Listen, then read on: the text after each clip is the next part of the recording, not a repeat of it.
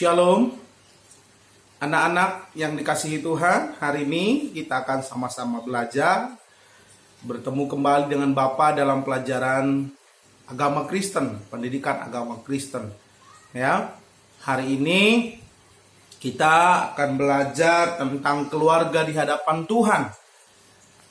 Tapi sebelumnya kita akan sama-sama berdoa terlebih dahulu. Kita sama-sama berdoa.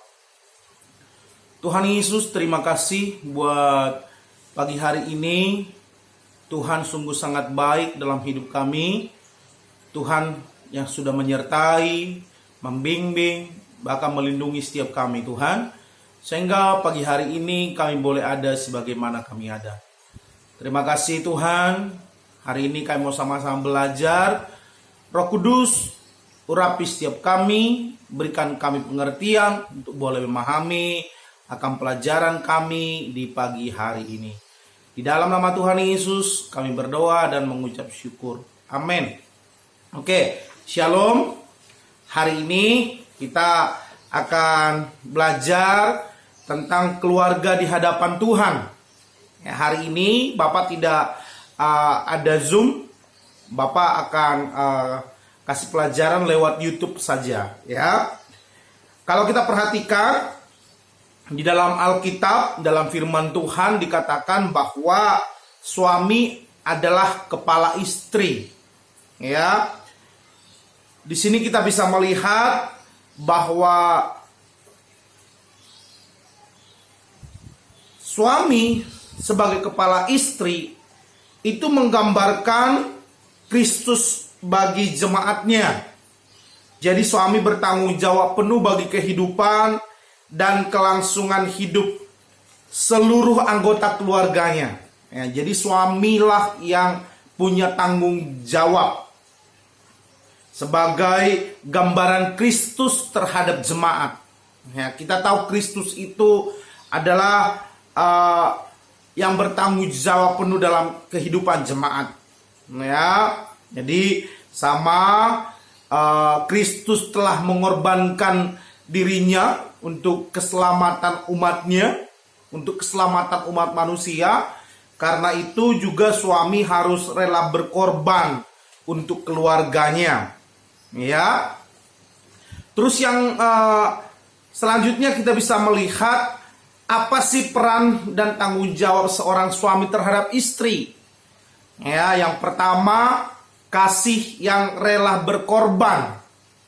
Ingat bahwa suami adalah kepala dari istri, menggambarkan bahwa Kristus adalah kepala jemaat. Ya, kalau Kristus menyerahkan dirinya bagi jemaatnya, maka seorang suami harus mengasihi istrinya. Ya, karena pengorbanan yang Tuhan Yesus lakukan buat umatnya itu karena Tuhan Yesus mengasihi umatnya, manusia. Ya, jadi seorang suami juga punya tanggung jawab. Yang pertama harus mengasihi istri. Makanya firman Tuhan kan berkata gini, hai suami kasihilah istrimu sebagaimana Kristus telah mengasihi jemaat dan telah menyerahkan diri baginya. Jadi ingat, suami harus mengasihi istri. Ya, artinya kasih yang dimiliki oleh seorang suami kepada istri adalah kasih agape. Ya, kasih yang walaupun, ya, sama seperti kasih yang Tuhan, walaupun kita berdosa, Tuhan tak mengasihi. Sama, suami juga walaupun istri punya kekurangan, suami harus tetap mengasihi istrinya. Ya. Terus yang kedua, itu memelihara dan melindungi. Ya, suami itu harus menyediakan kebutuhan istrinya. Ya, walaupun di sini dalam arti kebutuhan di sini enggak semua yang memang istri mau gitu. Istri pun harus mengerti bahwa apa yang menjadi kebutuhan mendasar. Ya, tapi seorang suami harus menyediakan kebutuhan istrinya. Ya, jadi bertanggung jawab, memberikan perhatian, ya, dan lain sebagainya. Materi, keuangan, memberi makan, memberi kebahagiaan. Itu adalah tugas daripada seorang suami. Terus yang ketiga itu adalah menghargai dan menghormati. Ya, menghargai dan menghormati istri.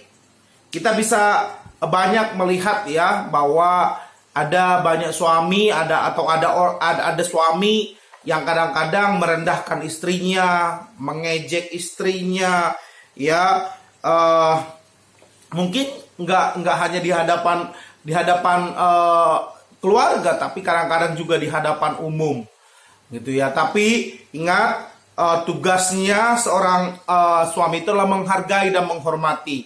Buat Tuhan, status pria dan perempuan ya itu sama, ya kita sama-sama pewaris kerajaan sorga. Jadi bukan berarti wanita lebih rendah daripada laki-laki. Ya, laki-laki memang kepala, ya yang melindungi, yang mengasihi, ya rela berkorban dan juga harus menghormati. Ya, hormati istri karena itu adalah teman pewaris kerajaan Allah. Ya, terus yang keempat itu adalah suami itu adalah seorang pemimpin.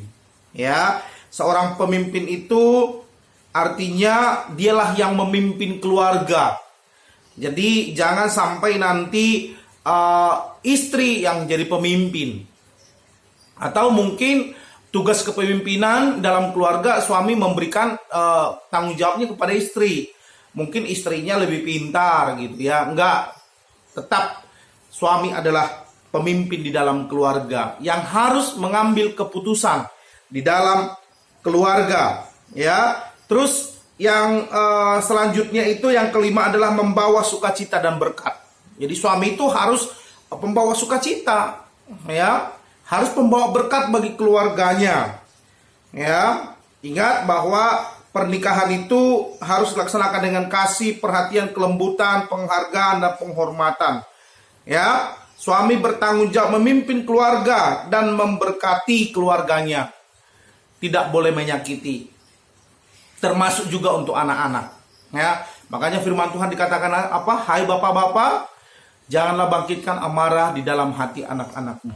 Ya, jadi itu adalah tugas daripada seorang suami. Ya, yang pertama kasih yang rela berkorban, yang kedua memelihara dan melindungi, yang ketiga menghargai dan menghormati, yang keempat sebagai pemimpin, dan yang kelima itu membawa sukacita dan berkat bagi keluarganya. Ya, nah, sekarang kita bisa mau lihat tentang istri. Firman Tuhan kan berkata, hai istri tunduklah kepada suamimu seperti kepada Tuhan. Jadi seorang istri harus tunduk kepada suami. Ingat, suami adalah pemimpin dalam keluarga. Mungkin istri lebih pintar, ya. Mungkin jabatan di luar, istri mungkin lebih tinggi jabatannya daripada suami. Penghasilannya mungkin lebih banyak. Tapi ingat, seorang istri harus tunduk kepada suaminya karena itu adalah firman Tuhan. Ya, kata tunduk di sini yang pertama tunduk kepada Allah itu penundukan bukan karena dipaksa. Ya, tapi tindakan spiritual. Ya, jadi ini bukan hal yang sepele. Karena kan manusia itu cenderung memberontak, ya. Apalagi saya banyak menemukan ada orang di luar sana, seorang istri yang berpikir tidak perlu menghormati suaminya karena suaminya nggak ngerti apa-apa.